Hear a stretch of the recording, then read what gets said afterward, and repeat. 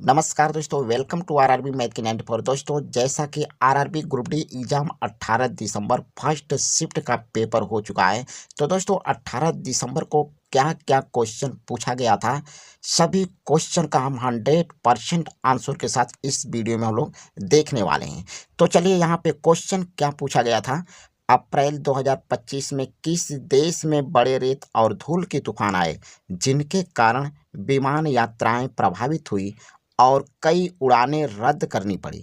तो ये है इराक में। इराक आपका करेक्ट आंसर हो जाएगा।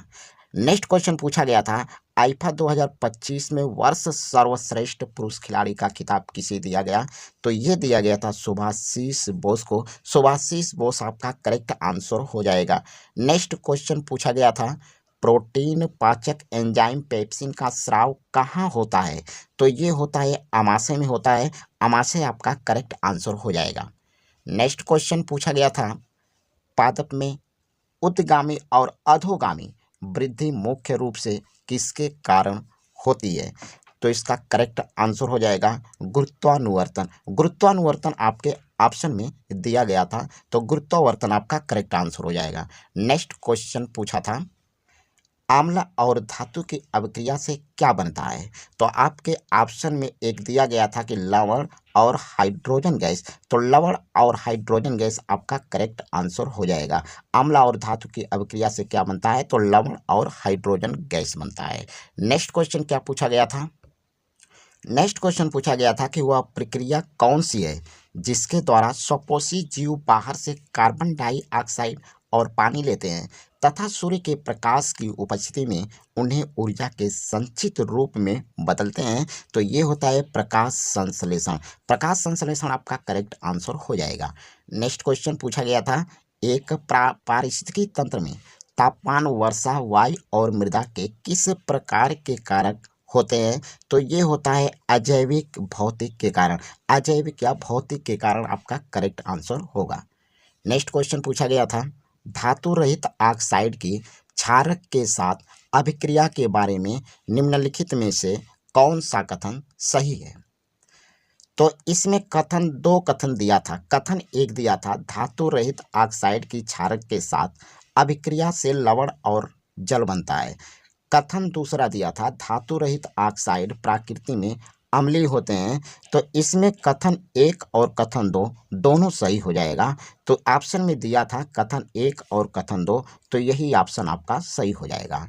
अब नेक्स्ट क्वेश्चन आपका दिया था, नेक्स्ट क्वेश्चन पूछा गया था, निम्नलिखित में से कौन सी विधि अशुद्ध धातुओं को शोषित करने के लिए उपयोग की जाती है?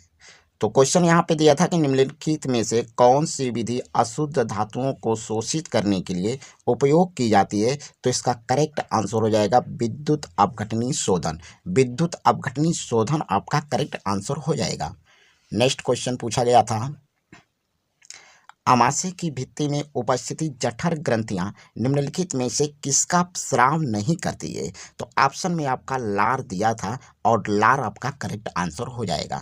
नेक्स्ट क्वेश्चन पूछा था, नेक्स्ट क्वेश्चन क्या पूछा गया था कि निम्नलिखित में से कौन सा लड़कियों में यौन परिपक्वता का लक्षण नहीं है?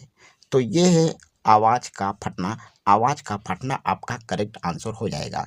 नेक्स्ट क्वेश्चन पूछा गया था कि निम्नलिखित में से कौन सा लड़कियों में परिपक्वता का लक्षण नहीं है? ऑप्शन यहाँ पे क्वेश्चन रिपीट हो गया है, तो यहाँ पे ऑप्शन में आपको दिखा देता हूँ ऑप्शन में क्या क्या दिया गया था। तो ऑप्शन में पहला ऑप्शन दिया गया था आवाज़ का फटना, बी ऑप्शन तैली त्वचा, सी ऑप्शन दिया गया था स्तनों का आकार बढ़ना, डी ऑप्शन दिया था मासिक धर्म। तो इसमें से ऑप्शन नंबर ए सही हो जाएगा। आवाज़ का फटना आपका करेक्ट आंसर होगा। नेक्स्ट क्वेश्चन पूछा गया था, मधुमक्खी शहद का उत्पादन करते हैं इसलिए मधुमक्खी एक है, तो क्या है? तो ये होता है द्वितीयक उपभोक्ता। तो द्वितीयक उपभोक्ता आपका करेक्ट आंसर होगा। नेक्स्ट क्वेश्चन पूछा गया था, गैस से द्रव और द्रव से ठोस में रूपांतरण को क्या कहा जाता है?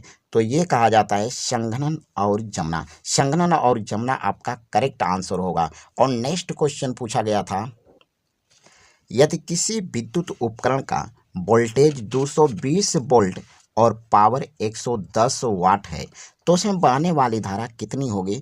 तो 0.5 एम्पियर होता है, यानी 0.5 एम्पियर आपका करेक्ट आंसर हो जाएगा। नेक्स्ट क्वेश्चन पूछा गया था कि सबसे अधिक विविधता किसमें पाई जाती है? तो इसका करेक्ट आंसर हो जाएगा लैंगिक जनन में पाई जाती है।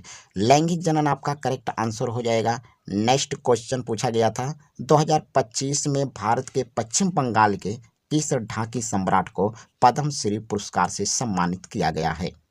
तो ये किया गया था गोकुल चंद्र दास को, और गोकुल चंद्र दास आपके ऑप्शन में दिया था, तो यही आपका करेक्ट आंसर हो जाएगा। नेक्स्ट क्वेश्चन पूछा गया था कि आईफा 2025 में सर्वश्रेष्ठ अभिनेत्री का पुरस्कार किसने जीता? तो ये जीता था नितांशी गोयल ने। नितांशी गोयल आपका करेक्ट आंसर हो जाएगा। नेक्स्ट क्वेश्चन आपसे पूछा गया था हाल ही में सेफ सैटरडे यानी सुरक्षित शनिवार कार्यक्रम किस राज्य द्वारा शुरू किया गया था? तो ये बिहार राज्य द्वारा शुरू किया गया था। बिहार राज्य आपका करेक्ट आंसर होगा। नेक्स्ट क्वेश्चन पूछा गया था वाइल्ड वाइल्ड फिक्शन इस पुस्तक के लेखक कौन है? तो ये थे अमिताभ घोष। अमिताभ घोष आपका करेक्ट आंसर होगा। नेक्स्ट क्वेश्चन पूछा गया था 2023 के अंत तक भारत में कुल कितने वन्यजीव अभ्यारण्य थे? तो ये 573 अभ्यारण्य थे। 573 आपका करेक्ट आंसर हो जाएगा। नेक्स्ट क्वेश्चन आपसे पूछा गया था कि केंद्रीय गृह मंत्री अमित शाह ने जून 2025 में राष्ट्रीय हल्दी बोर्ड का उद्घाटन किस राज्य में किया? तो ये किया था तेलंगाना में, और तेलंगाना आपका करेक्ट आंसर होगा। तेलंगाना आपके ऑप्शन में दिया गया था। तो नेक्स्ट क्वेश्चन क्या पूछा गया था 2025 के इंडिया ओपन बैडमिंटन टूर्नामेंट में पुरुष एकल का खिताब किसने जीता? तो ये जीता था विक्टर एक्सलेसन ने। विक्टर एक्सलेसन आपका करेक्ट आंसर हो जाएगा। नेक्स्ट क्वेश्चन पूछा गया था 7वां खेलो इंडिया यूथ गेम्स 2025 किस राज्य में आयोजित किया गया था? तो ये किया गया था बिहार में, और बिहार आपका करेक्ट आंसर हो जाएगा। अगला क्वेश्चन पूछा गया था कि आईसीसी का फुल फॉर्म क्या है? तो आईसीसी का फुल फॉर्म होता है international cricket council. International cricket council आपका करेक्ट आंसर होगा। नेक्स्ट क्वेश्चन पूछा गया था ऑस्ट्रेलियन ओपन 2025 में पुरुष एकल का खिताब किसने जीता? तो ये जीता था जॉनिक सीनर ने। जॉनिक सीनर आपका करेक्ट आंसर होगा, जॉनिक सीनर। नेक्स्ट क्वेश्चन पूछा था कि केंद्रीय बजट 2025-26 के अनुसार शिक्षा के लिए भारतीय भाषा की पुस्तकों के डिजिटलीकरण का लक्ष्य रखने वाली योजना कौन सी है? तो ये योजना का नाम है भारतीय भाषा पुस्तक योजना। भारतीय भाषा पुस्तक योजना आपका करेक्ट आंसर हो जाएगा। दोस्तों, जितना भी मैं क्वेश्चन करा रहा हूँ इन सभी क्वेश्चन को देख कर जाइएगा। अगर आपका अगले शिफ्ट में एग्जाम है, आपके लिए बहुत ही यहाँ पे मदद करेगा। ठीक है, अगर वीडियो अच्छा लग रहा है तो वीडियो को लाइक और शेयर कर दीजिए, और चैनल पर नए हो तो चैनल को सब्सक्राइब जरूर कर लीजिएगा, ताकि जितने भी रेलवे ग्रुप डी का एग्ज़ाम हो रहा है सभी का अपडेट मैं डेली बाय डेली यहाँ पे दे रहा हूँ। तो दोस्तों, सभी लोग हमसे जुड़ जाइएगा। तो चलिए, यहाँ पे अगला क्वेश्चन दिया था कि साल 2025 में लाइफ टाइम श्रेणी में शूटिंग कोच के लिए द्रोणाचार्य पुरस्कार किसे दिया गया था? तो ये दिया गया था दीपाली देशपांडे को, और दीपाली देशपांडे आपका करेक्ट आंसर हो जाएगा। नेक्स्ट क्वेश्चन पूछा गया था हाल ही में सामाजिक विकास के लिए दूसरा विश्व शिखर सम्मेलन 2025 कहाँ आयोजित किया गया था? तो ये किया गया था दोहा, कतर में। दोहा, कतर आपका करेक्ट आंसर होगा। नेक्स्ट क्वेश्चन पूछा गया था मैग्नीशियम ऑक्साइड का आणविक द्रव्यमान कितना होता है? तो ये होता है 40 ग्राम। 40 ग्राम आपका करेक्ट आंसर होगा। 40 ग्राम प्रति मोल। 40 ग्राम प्रति मोल करेक्ट आंसर। नेक्स्ट क्वेश्चन पूछा गया था कौन सा पौधा एक लिंगी है? तो आपके ऑप्शन में एक पपीता दिया गया था। पपीता एक लिंगी पौधा है, और पपीता ही आपका करेक्ट आंसर होगा।